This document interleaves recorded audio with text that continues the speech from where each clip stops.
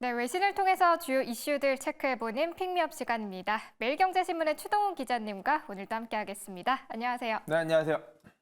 네, 오늘도 외신들이 어떤 내용들을 중요하게 다루고 있는지 살펴볼 텐데요. 오늘의 첫 번째 기사부터 확인해 보도록 하겠습니다.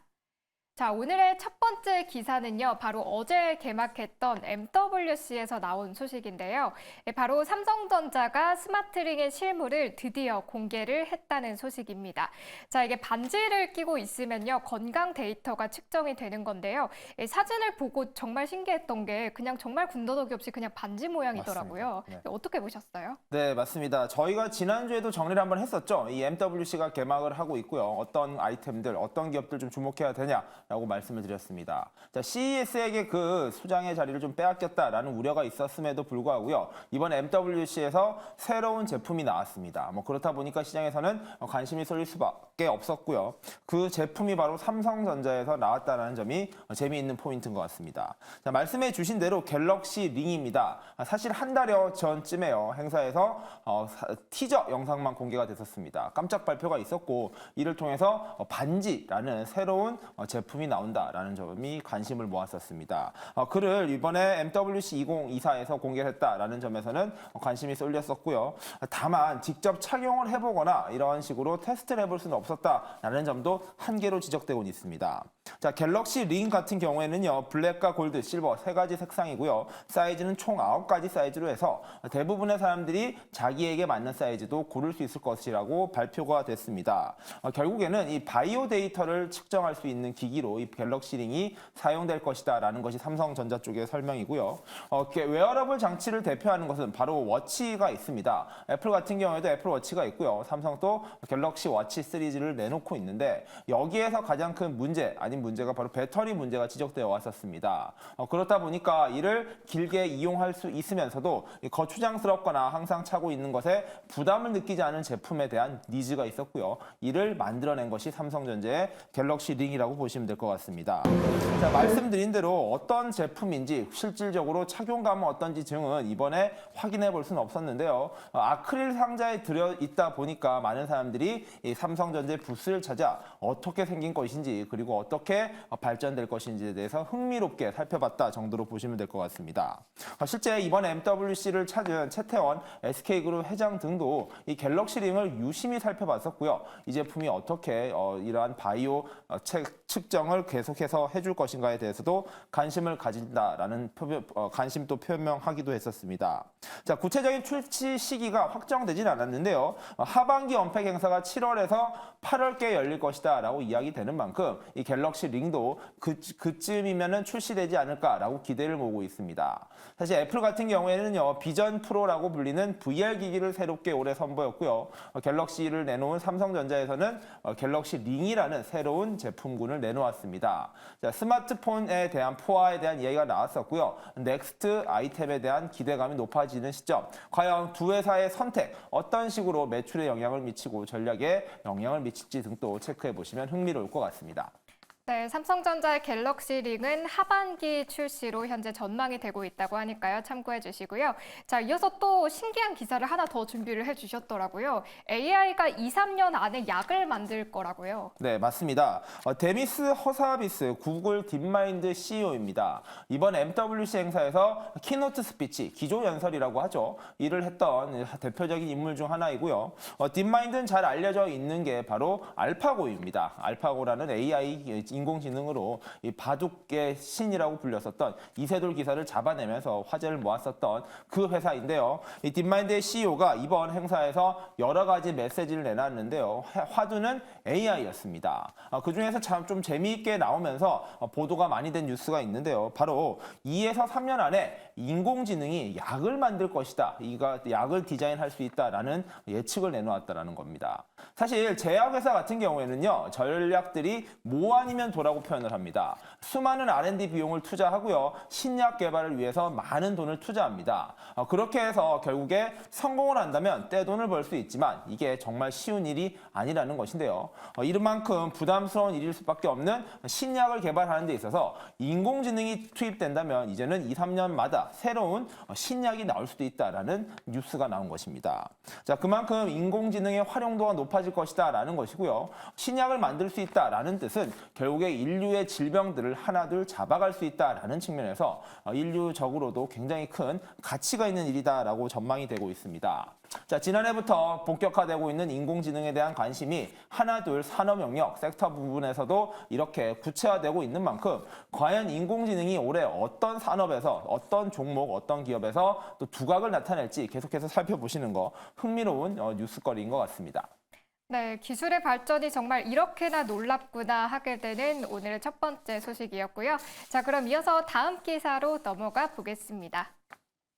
자, 오늘의 두 번째 기사 살펴볼 텐데요. 오늘 국내 시장에서도 굉장히 뜨거웠던 소식입니다. 자, 마이크론이 AI 반도체용 메모리 칩 양산을 시작했다라는 소식인데요. 자, 이게 지금 5세대 HBM 양산을 시작했다라는 소식인데요. 오늘 또 삼성전자도 업계 최초로 12단 5세대 HBM 개발 소식을 전하기도 했고요. SK하이닉스도 상반기 안에는 이 양산을 시작할 계획입니다. 정말 경쟁이 엄청나게 치열해질 것으로 좀 전망이 되는데 한번 살펴볼까요? 저희 반도체 산업에서 미국 기업들의 굴기가 계속해서 이어지고 있는 분위기입니다. 사실 파운드리 업계에서 인텔이 파운드리 산업에 진출 시작하면서 TSMC와 삼성전자를 주목하고 있다라는 뉴스 지난주에도 한번 다뤄드렸는데요. 이번에는 HBM 반도체입니다. 자, 고대역폭 메모리 HBM이라고 하는 것인데요. 이게 바로 인공지능에서 핵심적으로 쓰이는 D램 메모리라고 불리고 있는 상품입니다. 이에 대해서 5세대 HBM 상품을 양산할 것이다라는 마이크론의 발표가 나오면서 이 시장에서 굉장히 큰 주목도가 있는 상황입니다. 자, HBM 메모리 같은 경우에는요, 이 바로 SK하이닉스에서 세계 최초로 개발했다라고 표방을 하면서 국내 기업인 SK하이닉스가 주도하고 있는 산업이라고 보시면 될 것 같습니다. 자, 이와 더불어서 삼성전자가 원래는 시장 1위 기업이었는데 이 HBM에서만큼은 이 SK하이닉스를 추격하는 모습을 보이면서 이 삼성전자도 고군분투하고 있었는데요. 그리고 3위 사업자라고 불렸던 마이크론, 이렇게 3대 기업들이 HBM 반도체 산업을 장악하기 위한 경쟁을 치열하게 펼쳐왔었습니다. 그랬던 3위 기업 마이크론이요, 깜짝 발표를 했는데 5세대 HBM 메모리의 양산을 2분기부터 시작을 하고요, 이를 납품한다라는 발표를 했다라는 겁니다. 이게 발표 시점만 따지면요, SK하이닉스보다도 조금 빠른다는 것입니다. 특히 고객이 굉장히 주목받고 있는데요, 이 칩을 납품하는 기업이 바로 엔비디아라는 것입니다. 자, 엔비디아 같은 경우에는요, H100, H200 시리즈 등 최신형 그리고 최고 사양의 인공지능 반도체 칩을 만들고 있는 기업이고요. 전 세계 시장 점유율도 70% 이상을 차지하고 있다라고 이야기가 될 만큼 현재 AI 산업의 왕자를 차지하고 있다라고 해도 과언이 아닌 기업인데요. 이곳에 납품할 수 있는 D램 반도체 칩의 핵심을 이 마이크론이 가져갈 수 있다라는 점은 주목을 해봐야 된다는 것입니다. 그리고 말씀드린 대로 인텔 같은 경우에도요, 계속해서 파운드리 산업에서 시장 점유율을 높여가고 있는 상황, 이런 상황에서 D램까지 마이크론이라는 미국 기업이 이렇게 계속해서 영향력을 확대해 나간다라는 점은요, 어찌 보면 국내를 대표하는 산업, 이 반도체 산업에서 한국 기업들의 위기가 커질 수 있다라는 뜻으로도 해석될 수 있다라는 것입니다. 그만큼 국내 반도체 시장에서는 이 상황이 위기적인 상황으로 좀 받아들여질 수 있는 상황이라는 것도 체크해 보시면 좋을 것 같고요. 자, 뿐만 아니라 이 기사뿐 외에도 많은 뉴스가 같이 나오고 있습니다. 인도 같은 경우에도요, 정부 차원에서 반도체 산업을 육성하기 위해서 많은 글로벌 기업들의 반도체 시장 진출을 돕겠다라고 발표를 했고요. 이와 더불어서 세계 1위 파운드리 업체 TSMC는 일본 정부와 손을 잡고 계속해서 일본의 공장을 늘려나가겠다라는 이야기를 하고 있습니다.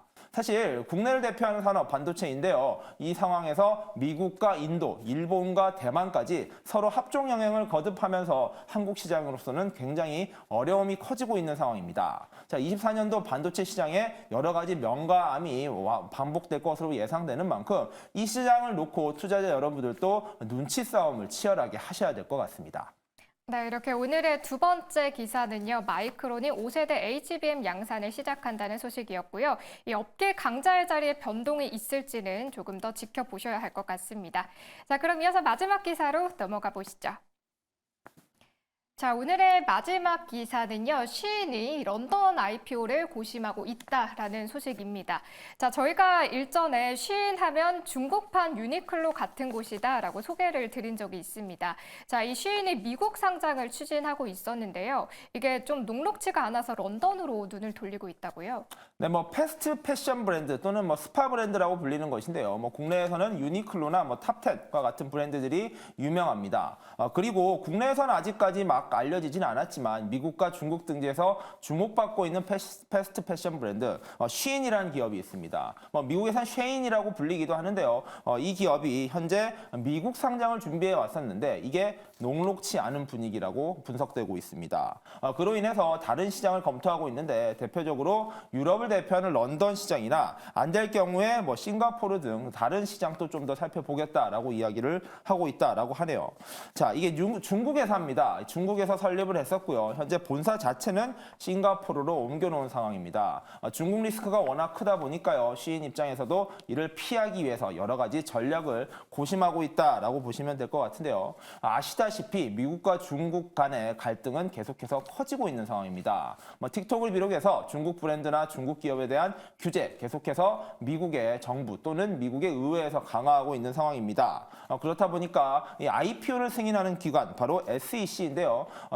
증권거래위원회에서 이 시인의 미국 상장을 아마 쉽게 허용하지 않을 것이다라는 분석에 힘이 실리고 있는 상황입니다. 어쨌든 상장을 할 경우 많은 자금을 가져올 수 있고요. 이를 바탕으로 새로운 투자 그리고 성장을 도모할 수 있다라는 측면에서 시인의 IPO는 그 타이밍만 남아있다라고 보시면 될 것 같습니다.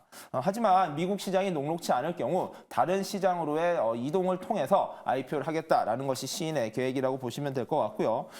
미국의 규제 계속해서 강화되는 분위기입니다. 그만큼 과연 어떤 시장에 상장하느냐가 굉장히 중요한 관전 포인트가 될 것 같고요.